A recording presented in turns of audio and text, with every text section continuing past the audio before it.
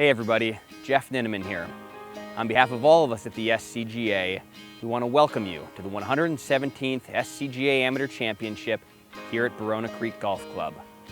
We're excited to introduce you to some of those who know this place best and are going to make it all happen. It was a very vast site. It was very open. There were a handful of oaks and a handful of really great rock outcrops. And so we tried to integrate those as much as we could into the golf, into the routing, what we call it. So in and out of the oaks, in and out of the rocks with a number of holes. But otherwise, leaving the land as it was.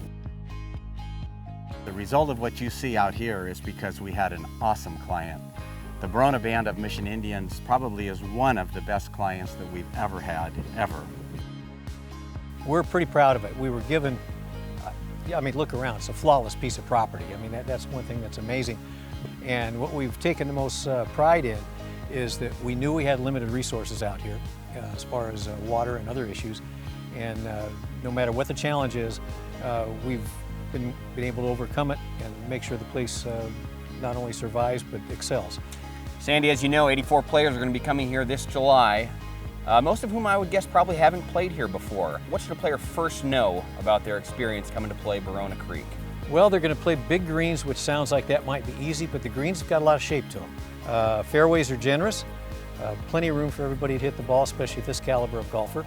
Native's going to be a little nasty, yeah, and since we've had the rainfall this year, without a doubt they will come into play if anybody gets a little wild. You mentioned a few snakes in your maintenance shop. We'll try to keep people on the fairways that helps. For that event. That helps. Okay. Don, Barona's filled with awesome par threes. Hole 3 is certainly one of them. Where I know we're going to go all the way from 196 back to 260, which some might say is a par 4. Talk about hole 3 a little bit. Well, 260 is a great par 3. Long par 3.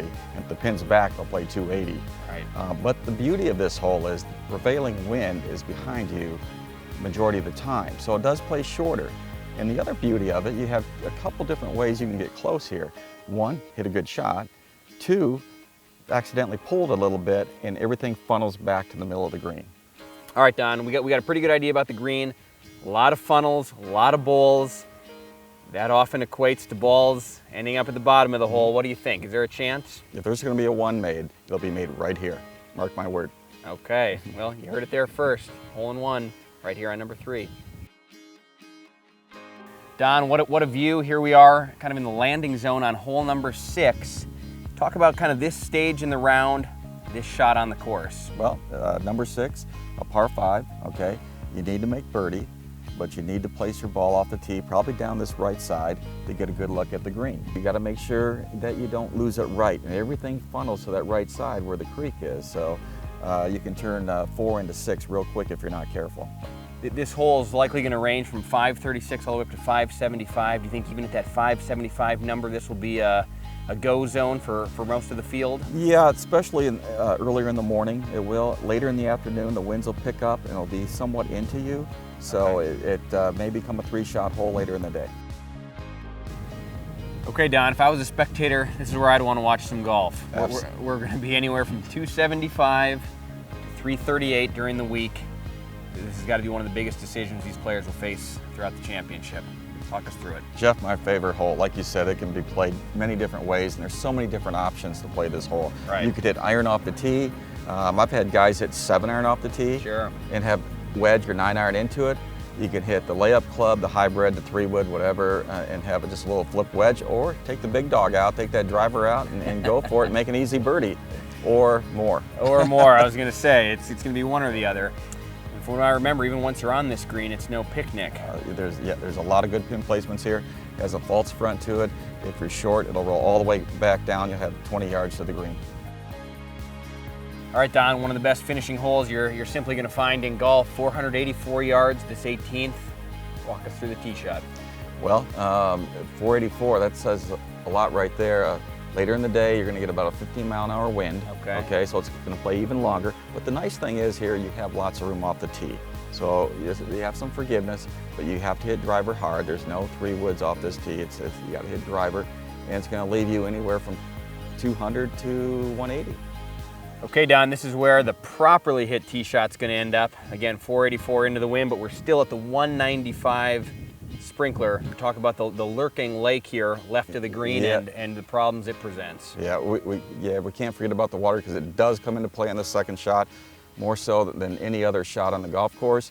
It's about 5 yards off the left side of the green. You're right. And anything left is kicking left, so you've got to pay attention. That's why we have the generous bailout area to the right. Hard place to get it up and down. You can make bogey from the right, for sure, but you're going to make double if you hit it too far left. Right. So my advice, just hit the green. Okay, well certainly a strong par 4 to wrap up our championship. Absolutely. All right, Don, thanks for the tour. I think these players are well equipped to play your course. Agreed. Final question that everyone always asks, what's it going to take to win 4 rounds of golf? Well, there's a lot of talent in this field, and some future tour pros out there, some great college golfers, and great amateurs in this field. I'm predicting 12 under. 12 under par, I like it. You heard it here first. That's the mark. Well, there you have it. We'll look forward to seeing you July 8th through 10th here at Barona Creek Golf Club.